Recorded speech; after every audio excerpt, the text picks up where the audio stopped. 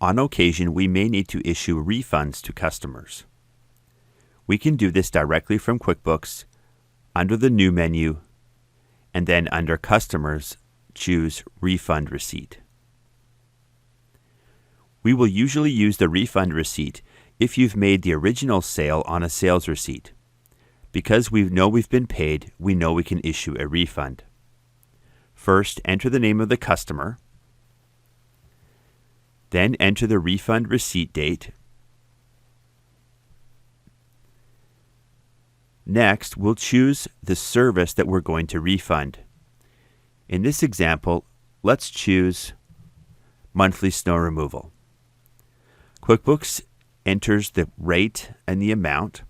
However, let's suppose we're only going to issue a refund for $200.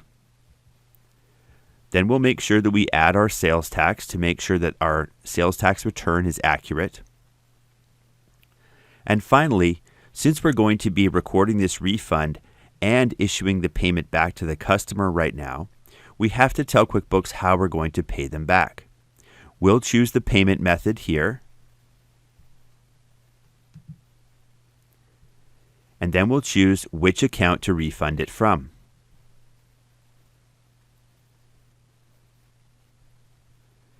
We'll overwrite this with online because we're going to use our direct debit. And that's all that's required. We make sure that we have the customer, the date, what we're going to refund, and the information of the account where we're going to refund from. After completing that set of information, click Save and Close.